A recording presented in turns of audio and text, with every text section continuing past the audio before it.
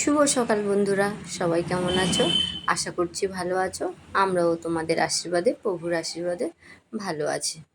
মান্তু সকাল সকাল ঘুম থেকে উঠে পড়েছে। কেন জানো বন্ধুরা? কারণ আজকে ওর দিদি বাড়ি ফিরে যাবে, মানে নামখানায় চলে যাবে। অনেক লক্ষ্মী পুজোর পরের দিন এসেছিল, ওই তোমাদেরকে দেখালাম।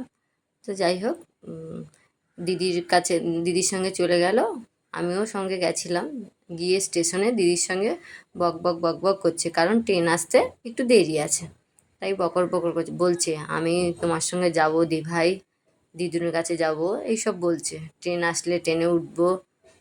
তা চিপসটাকে বলছে এতে ঢুকিয়ে দিতে। তারপরে ওর দিদিকে ছেড়ে টেড়ে এসে চলে আসলাম মান্তুকে নিয়ে বাড়ি। তারপরে মান্তুকে সকাল সকাল স্কুলেও নিয়ে চলে আসলাম।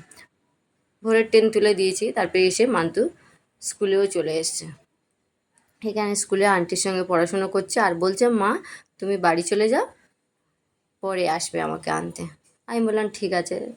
তারপরে আমি চলে এসে আবার মান্তুকে আনতে গেছিলাম। এসে আমি বলি, যাওয়ার পথে ও বললো মা কঁকো খাবো, মানে ও চিকেনটাকে বলে কঁকো। তো আমি যাই হোক, আমি চিকেন নিয়ে এসে ওকে তাড়াতাড়ি রান্না করে দিয়েছি, কারণ ওর প্রতিদিন ওষুধ থাকে। কোন দিন কম থাকে, কোন দিন বেশি থাকে, কিন্তু প্রতিদিনই ওষুধ থাকে। তো আমি ওকে ভাতটা তার জন্য তাড়াতাড়ি দিয়ে দিয়েছি। ওই যে গরম লেগেছে, গরম গরম রান্না করেছি তো, তাই গরম লেগেছে। আমাকে দেখাচ্ছে তুমি আমাকে গরম দিয়েছো কেন। খাওয়া টাওয়ার পরে মান্তু ঘুমিয়ে পড়েছিল। তারপরে একটু বিকেলবেলার দিকে উঠে বললো লেবুর রস করে দিতে। আমি আবার লেবুর রস করে দিলাম। ও বললো গ্লাসে দাও, তাই দিলাম। ও আবার লেবুর রসটা চলে আসলো। আমি বললাম খাও, তুমি নিজের থেকে ধরে খেয়ে নাও। ও একটুখানি খেয়ে যা করলো, মুখ চোখটাকে কেমন করছে, খাবে না বলে। যাই হোক, আমি আবার ওকে কোনোরকমভাবে খাইয়ে দিলাম। বললো আমি পিসির দোকানে যাব মা একটু। আমি হ্যাঁ চলো, ঘুমটুম হয়ে গেছে, এখন পিসির দোকানে চলো। পিসির দোকানে পিসিমশাই কাজ থেকে এসছে, পিসিমশাইয়ের সঙ্গে যুদ্ধ শুরু হয়ে গেছে। ওই যে বলছে, পিসিমশাই বলছে খাবি, বলছে না, আর ও খাবে না।